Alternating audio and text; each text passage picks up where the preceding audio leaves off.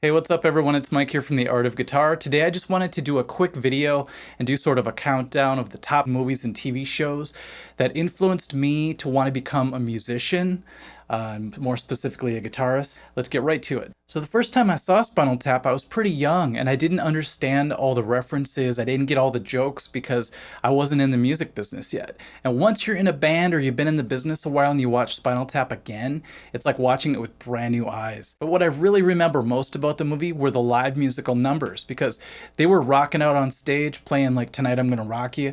And the place we were watching it at, the person had this big system with these giant speakers. It really felt alive to me watching Spinal Tap play. And I think that influenced me to want to get into rock and roll. One of my earliest memories is the Muppets always being on TV.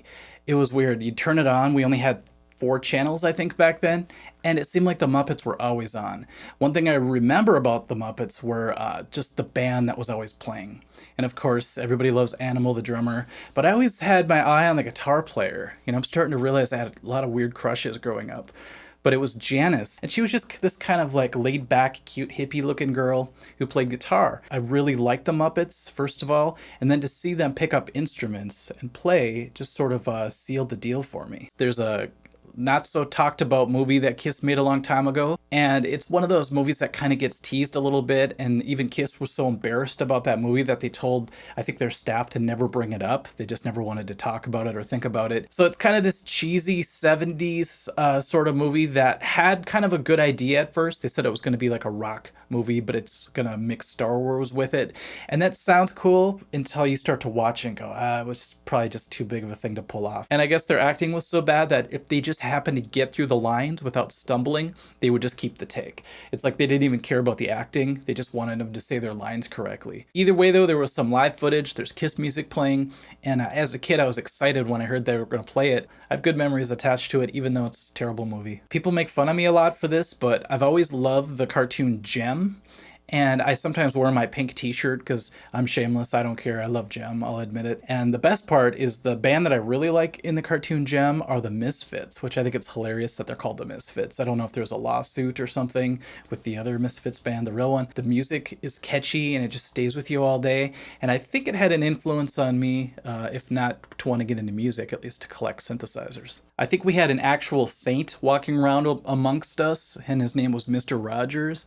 And as a kid, I would watch Mr. Rogers religiously every single day before school. And I remember there was a guy named Handyman Negri, and he played guitar. And sometimes Mr. Rogers would visit him, and he was either like building guitars. I have this fuzzy memory about it a little bit. But one thing I really remember is he sat down once and just had him play. And it was one of those things where I was mesmerized. He was just playing this acoustic and he was just shredding on it. And I was thinking, it's really cool just to be able to pick up a guitar like that and make it sound that way. It's really hard to talk about Mr. Rogers and not bring up Sesame Street. They kind of go hand in hand. They were both on PBS at the time. And being a kid and watching Sesame Street, I learned a whole bunch about life. You know, before I even went to school, I was watching Sesame Street. And they would always associate and have music playing in the show. But I remember little skits where they'd have little bands playing. And one of them, they actually had a band called the Beatles, spelt like actual Beatles, which I thought was funny. And in another strange way, I think it got me ready to like the actual Beatles because they were parodying them. And so by having so much music associated with learning, it actually made learning a lot of fun. Of course, that was all squashed when I started actual school. But before that, watching Sesame Street, it really made it a lot of fun. We used to have to go to bed before Saturday Night Live would come on, and I remember when I finally got old enough to stay up later, I started watching SNL. It was really cool to watch some of the bands and get influenced that way, because they always had really great bands come on and promote their albums and stuff. And one in particular, I remember when Faith No More came out and played, I was like, these guys are so crazy and zany, but they sound so cool. And this is before I played guitar, I believe. It was around the time when I was getting into it. And so I've always liked Faith No More ever since then, and I learned about a lot of musical acts because of SNL. So I'll always be appreciative to them, even if they're not as good anymore. But I guess Bill and Ted Part 3 is coming out pretty soon. And it's one of those things where I'm excited, but I'm also a little bit worried because when a movie that you really love growing up gets made into a sequel or 2 sequels now, it's one of those things where you get a little bit nervous because you kind of want to protect the integrity of the movie. And when it comes to Bill and Ted's Excellent Adventure, it came out at the exact right time because, guitar and music was getting exciting to me. And all of a sudden I see these guys in a band called the Wild Stallions, or I think it was just Wild Stallions, pretending to play.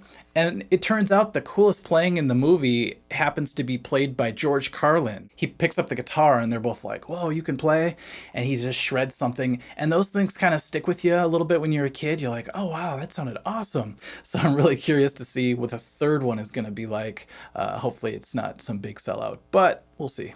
I mentioned SNL earlier, and I need to talk about Wayne's World because that was actually a skit on SNL when I first got into it. And one episode that really stays with me is when Aerosmith visited, and they just kind of sat around the couch and they talked to Wayne and Garth, and then they did a little musical performance afterwards. But I thought that was a really cool concept, two friends sitting in the basement doing a cable show. This is before the internet, so they had to do a public access show. And interviewing awesome bands and musicians, and Wayne played guitar as well. All right, if this segment looks a little bit different, it's because I had finished this entire video, I uploaded it to YouTube, went home, I was in bed ready to go to sleep. I checked the comments and somebody mentioned Purple Rain, and I was like, oh, how could I forget Purple Rain? Especially being from Minnesota. So I put my clothes back on, same clothes I was wearing, came back to the studio. It's about 6:30 a.m. right now, and I just could not put this video out without mentioning Purple Rain for obvious reasons, like I said. So anyways, I remember being a kid and my cousin, I think, brought over the VHS tape, and we watched Purple Rain, and I didn't really understand a lot of it because I was so young.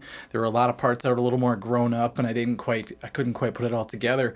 But I remember just the scene when they play, of course, Purple Rain. It's one of the most epic concert scenes of all time in a film. So thank you whoever put up that comment about Purple Rain reminding me of it. And sometimes something's so obvious it's right in front of your face, it's easy to look past it. And that's what happened in this case. So definitely Purple Rain was a huge influence on me. Now I can sleep in peace. Number 2 is Crossroads, starring, I call him just the Karate Kid, but Ralph Macchio as this guitar playing kid that's kind of traveling around. He finds a guru, and it's been a long time since I've seen it, so I can't give you the best description of it, but I remember he had a Telecaster. That's not why I grabbed this, but he had a Telecaster, and he ends up in this guitar competition. Anyhow, they both take their turn at playing a song called Eugene's Trick Bag. I won't give too much away in case you haven't seen it, but there's a part where Steve Vai is doing his leads and he starts screwing up a little bit. And it's so funny because when a really good guitar player tries to mess up, you can tell they're trying to mess up. It's not like an authentic screw up. So yeah, check out Crossroads. It's not just a great scene in the movie, the whole movie's pretty good from what I can remember. And the number 1 movie that influenced me to want to play guitar was Back to the Future. That's the one that I was watching the other day, and I'm just like, I remember being in the movie theater and watching that opening scene where he plugs in and there's that gigantic speaker and he hits the chord and he just goes flying back. And then, of course, the whole the dance scene. And that movie just kind of cemented it for me. I'm like, yeah, guitar's the way to go. I really want to pick up this crazy thing and make all these wild sounds with it, just like these people in these movies. Check them out if you haven't, and it might give you some inspiration as well. And I don't know, leave a comment and let me know if you can connect with any of these that I've listed. I'm sure a lot of people have similar stories. All right, guys, that's all I have for you. Hopefully that was just fun. A walk down memory lane for me and hopefully for you guys as well. And we'll catch you at the next lesson. Thanks, guys. Bye.